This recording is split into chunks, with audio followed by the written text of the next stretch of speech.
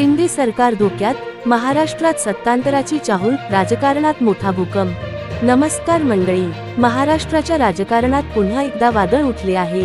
एकनाथ शिंदे यांचं मुख्यमंत्रीपद धोक्यात आहे का? भाजप आणि शिंदे गटामधील युतीमध्ये फूट पडणार का? अजित पवारांचा एनसीपी गट भाजपला अडचणीत आणणार का?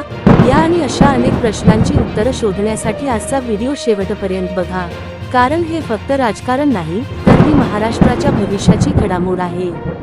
शिंदे सरकारची सध्याची स्थिती। एकनाथ शिंदे यांनी बंड केलं तेव्हा त्यांना भाजपने पाठिंबा दिला आणि मुख्यमंत्री बनवलं।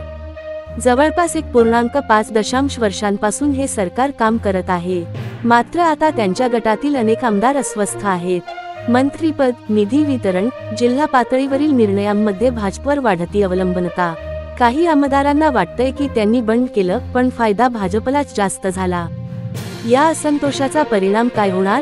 शिंदे सरकार टिकणार का? भाजप आणि अजित पवार गटात तणाव। अजित पवार यांनी जुलै 2023 मध्ये भाजपसोबत सत्ता घेतली। त्यांच्या अनेक आमदारांना अद्यापही समाधान नाही। मंत्रीपदे कमी, निर्णयांमध्ये सहभागी नसल्याची तक्रार।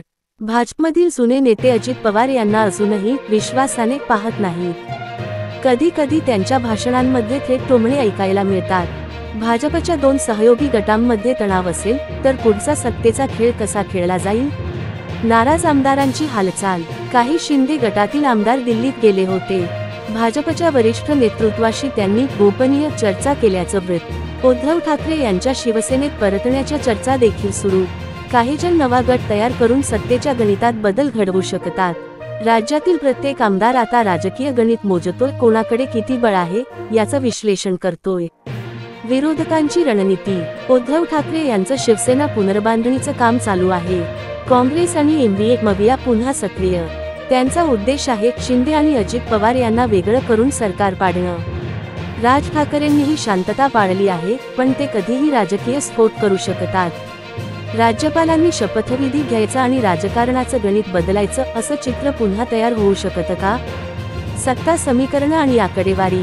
विधानसभा सदस्य संख्या 288, बहुमतासाठी आवश्यक 145, सत्ताधारी गटांकडे मिळून भाजप 105, शिंदे गट 39, अजित पवार गट 35 पक्षात फूट आहे। एकूण सुमारे 180 अधिक सदस्य, पण नाराजीमुळे धोका संभवतो। विरोधकांकडे काँग्रेस 44, उद्धव ठाकरे गट 16, शरद पवार गट 10। जरी सत्ताधाऱ्यांकडे बहुमत असेल तरी जर त्यांच्यातच एकमेकांविरुद्ध असंतोष असेल तर सरकार कोसळायला वेळ लागत नाही। भविष्यातील शक्यता काय? लवकरच लोकसभा आणि विधानसभा निवडणुकांचं वातावरण तापेल। प्रत्येक पक्ष आपल्या ताकदीचा अंदाज घेत आहे। शिंदे यांचं नेतृत्व टिकणार की नाही हे पुढील 3 महिन्यात ठरेल। अजित पवार गट वेगळं धोरण राबवेल का? विरोधकांचा ऑपरेशन महाराष्ट्र यशस्वी होईल का? महाराष्ट्राचं राजकारण म्हणजे एक जटिल कोडं जे फक्त काळच सोडवू शकतो। मित्रांनो, महाराष्ट्रातल्या या सत्तांतराच्या चर्चेवर तुमचं काय मत आहे? तुमच्या मते पुढचा मुख्यमंत्री कोण असावा?